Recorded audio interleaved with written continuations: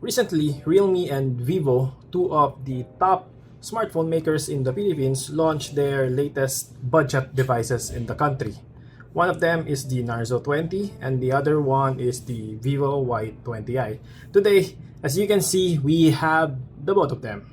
So what are we going to do? Of course, we will compare them and see which is the right one for you. Let's begin. First is the Narzo 20. This is the handset with 7,990 pesos price tag, and it is equipped with a gaming grade chipset, the Helio G85 processor, and it is also highlighting a 6.5-inch display with HD plus resolution, 48MP camera, and a large 6,000 mAh of battery.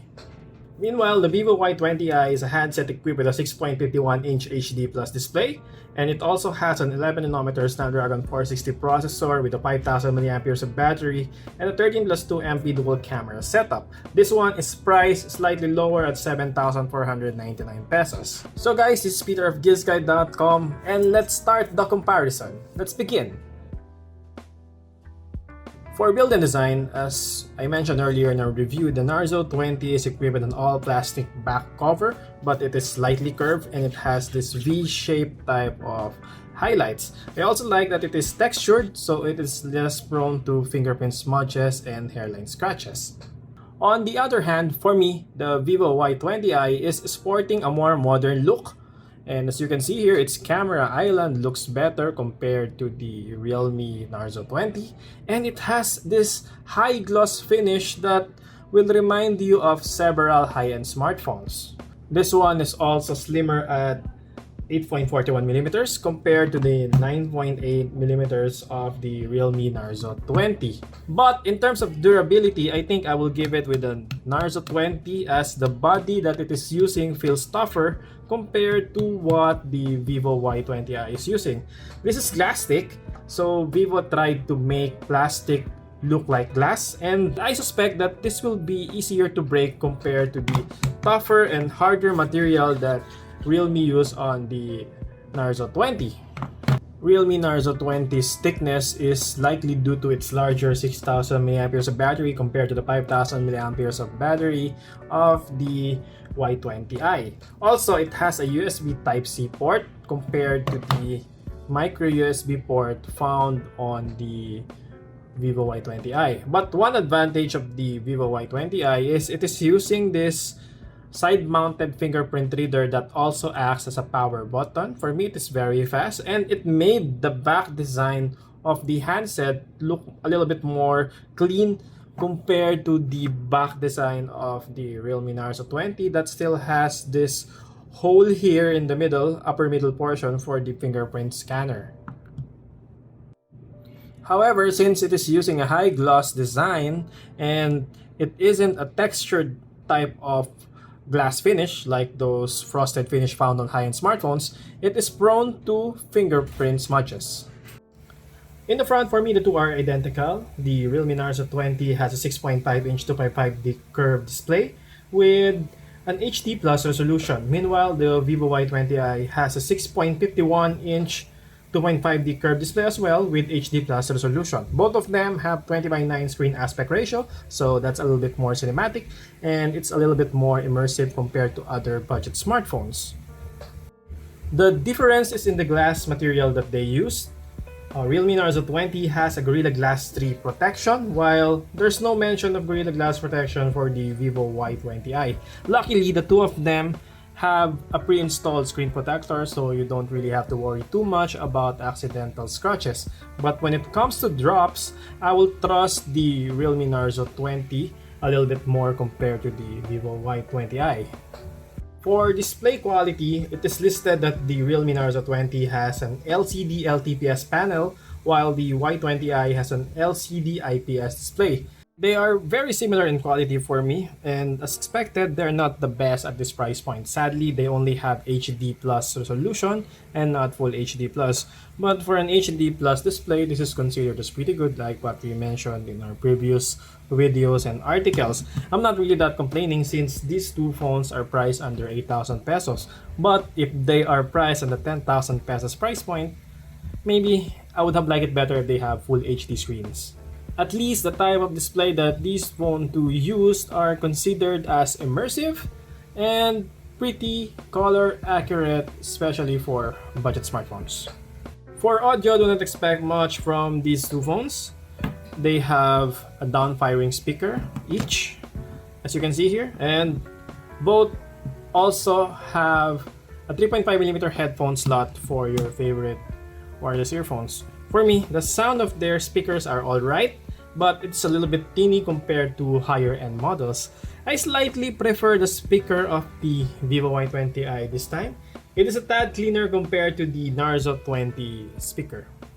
But for me, the speaker of the realme Narzo 20 sounded a little bit fuller compared to the speaker of the Y20i. The Y20i is a little bit thinner and airier in my opinion. For headphone audio, I can't really discern the difference between the two.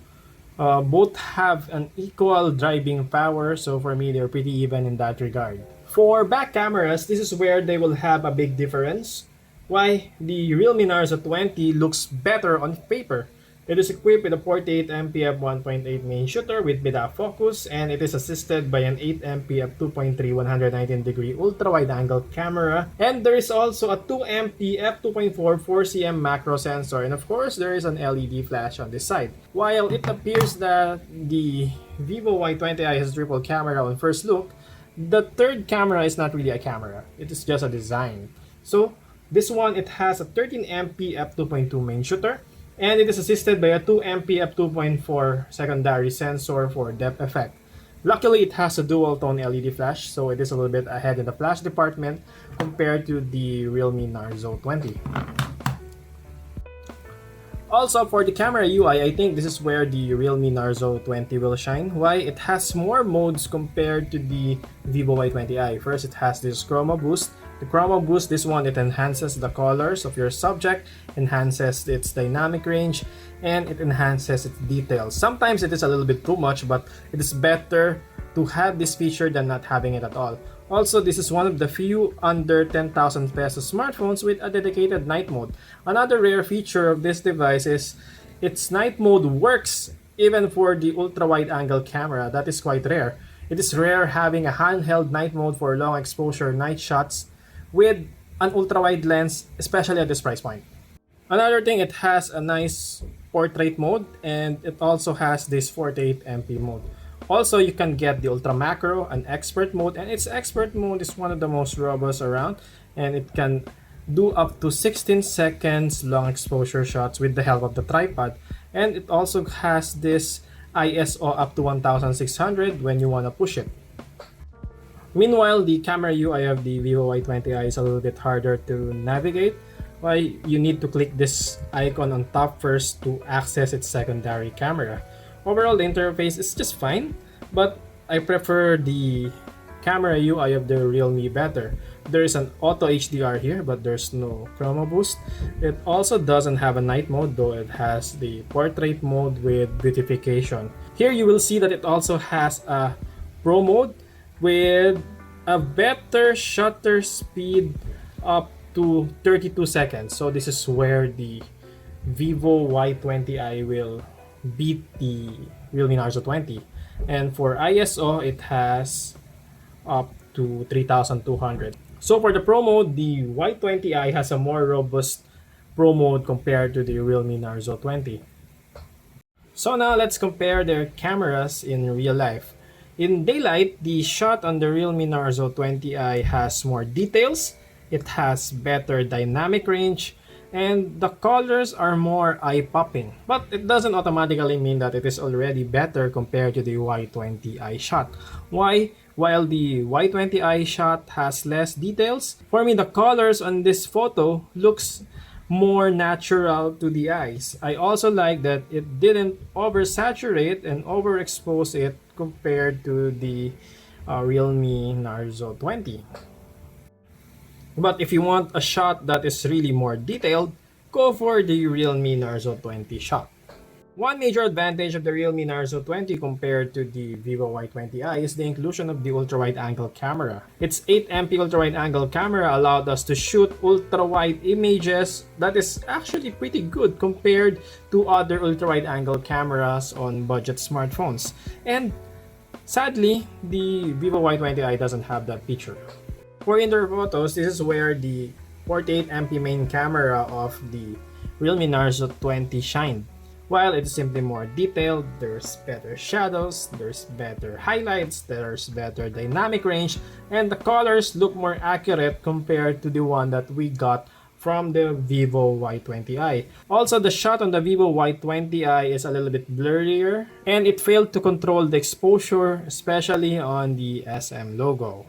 And of course, it lacks the ultra-wide angle camera that will allow you to see more and view more. For close-up images, despite not using the macro mode yet, the two provided shots that are considered as impressive, especially for budget smartphones. I just like the colors on the realme Narzo 20 a little bit better. Both produce good depth of field. My only complaint to the Vivo Y20i shot is it is more overexposed compared to the realme shot. Since the Vivo Y20 has a dedicated sensor for depth effect, I expected it to perform better compared to the realme Narzo 20 for bokeh shots. But based on the photo that we took here, as you can see, you can't hardly see the difference when it comes to edge detection. Some may even argue that the realme shot is a little bit better when it comes to detecting edges. And I also find the shot on the realme Narzo 20 to be more detailed and better in colors, especially in this scenario. The Y20i made the shot look more saturated here, and it isn't as sharp compared to the Narzo 20 image. For macro, let's give it to realme. It allowed us to focus closer to the subject compared to the Vivo Y20i. Another advantage of the realme Narzo 20 is, again, it can shoot an ultra-wide shot in low light. And it has a dedicated night mode, the handheld night mode that we talked about earlier, that enhances the images for low light shots. And that works even for the ultra-wide angle camera. So if you're looking for a better shooter in low light, the Narzo 20 takes the lead in this department. For selfies, it is close match on paper, but personally, my pick is the 8 megapixel shooter of the Vivo Y20i. Why? Look, it has a wider dynamic range, and the colors looks more natural compared to the realme Narzo 20 selfie shot. Some may argue that the realme Narzo 20 might have a little bit more details, and they are not wrong. But for me, I slightly prefer the shot with a wider dynamic range and more accurate color compared to the slightly more detailed shot of the realme that I will still have to edit before I upload it. For indoor shots with bokeh effect, I find the Vivo Y20i to be more accurate in the edge detection as well. But this time, I think the shot on the realme Narzo 20 is clearly sharper compared to the shot on the Y20i. But again, my face is redder here compared to what it is in real life. For low light selfies, both are not that usable, unfortunately. But here, as you can see, my face is clearer and better on the realme Narzo 20 compared to the Y20i. For videos, both can record up to 1080p, but only the realme Narzo 20 has the ability to shoot up to 60 fps. For video shooting, both are considered as alright, but again, don't expect too much as they are budget smartphones. I find them to be very shaky since they don't have EIS or OIS for stabilization. But again, the realme Narzo 20 can do a thing that the Vivo Y20i can't do, and that is to shoot ultra-wide angle videos. On paper, the two are pretty good in terms of specs, especially for phones under the 8,000 pesos price range. The realme Narzo 20 is boasting the 2.0 GHz 12nm MediaTek Helio G85 octa-core processor that is a budget gaming chipset with the Mali G52 2EEMC2 GPU. It is also paired with 4 GB of RAM and 64 GB of storage. Meanwhile, the Vivo Y20i has an 11nm chip, and that chipset is the 1.8 GHz Snapdragon 460 octa-core processor, and it is paired with a pretty capable GPU, the Adreno 610 GPU, and that GPU is also found on the Snapdragon 665 chip. It's paired with 4 GB of RAM as well and 64 GB of expandable storage. On benchmarks, it is evident that the realme Narzo 20 is faster. Why the CPU score is stronger at 72,000 versus 62,000. The GPU score is superior at 43,000 versus 10,000, and they're pretty even in the memory department. And the UX department, the realme Narzo 20 is also ahead. So in this benchmark alone, we can tell that the Narzo 20 is faster. In real life, as you can see here, both are pretty responsive, especially for budget smartphones. Of course, they are not blazing fast compared to mid-rangers and of course the high-end smartphones. But again, for the price, this is considered for a budget smartphone. So basically, you won't have problems when it comes to opening your favorite apps or maybe listening to music, watching YouTube clips at HD resolution, and maybe playing some of the lighter games. But you will see the difference when you play some heavy game. So obviously the two aren't the fastest when it comes to playing heavy games on max settings like the NBA 2K20 and other heavier type of games. But here, as you can see, the lag is very evident on the Snapdragon chip of the Vivo Y20i. And that is due to its use of this lower end type of chipset, which I don't blame Vivo since this is a budget smartphone. This is mainly Qualcomm's fault. So for me, maybe Qualcomm should be more competitive in the budget gaming category next year. We were able to play NBA 2K20 with mostly high and medium settings with respectable frame rates and minimal frame drops. After playing games, I would like to note that the two have decent thermals. They didn't get hot. They are warm but not hot. It's far from hot, and that's considered as normal, especially for budget smartphones. The two also have their own game modes for optimizing the games that you are playing and blocking notifications as well as managing calls for uninterrupted gaming experience. For UI, the two are running Android 10 out of the box.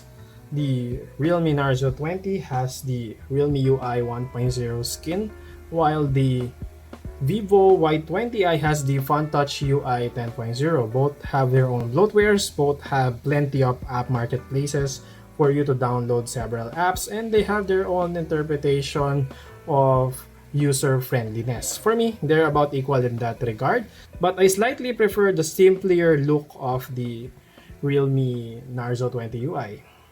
I also noticed that the FunTouch skin has some ads like this one from the App Store, but it isn't that intrusive compared to other ads found on other budget smartphones. It is just fine for me. Also, as you can see, the two have their own dark modes. This is a very popular feature nowadays for Android smartphones. And if you do not want to use the drawer mode, the two have gesture navigations, which I find very easy to use on the two phones. For battery, I find the two phones to be very impressive. Why? The two are equipped with huge battery capacities. The Vivo Y20i has a massive 5000 mAh battery, while the Realme Narzo 20 has an even bigger battery capacity at 6000 mAh. In our PC Mark battery test, the Vivo Y20i recorded 14 hours of battery. That is impressive. Meanwhile, the Realme Narzo 20 recorded 15 hours and 56 minutes from 100% to 20%, and we needed 3 more hours to fully drain its battery capacity. For video playback, it is even more impressive as it lasted for 25 hours for video playback, and that is very impressive. Meanwhile, the Vivo Y20i is not bad as well. Actually, it is pretty close at 23 hours in our full video playback test. That's not bad. For charging, the two can be charged using an 18 watts fast charger. But only the Realme Narzo 20 has an in-box 18 watts charger. I'm not saying that the Vivo Y20i doesn't have a charger out of the box, but it only has a 10 watts charger in the box.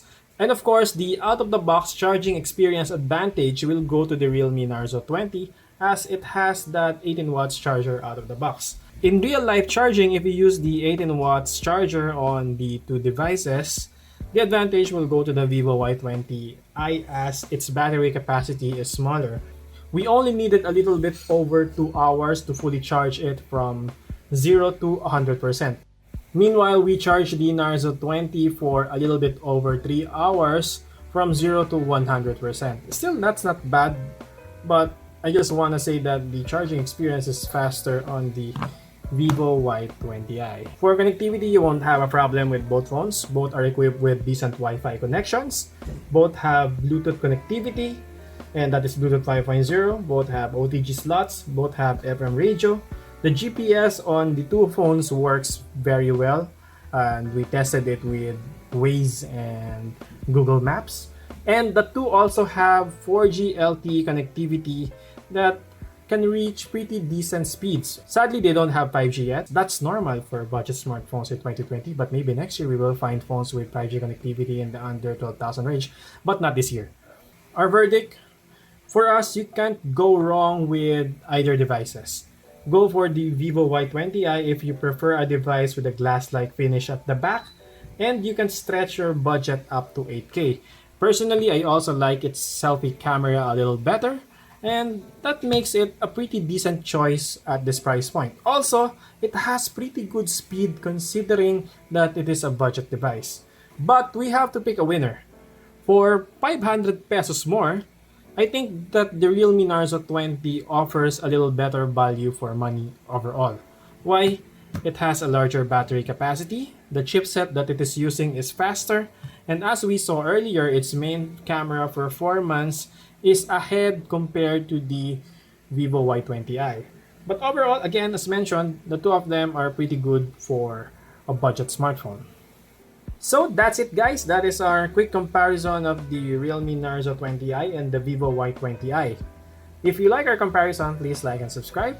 And thank you so much for watching. Again, this is Peter of GIZGUIDEPH.com, and stay safe. Bye-bye!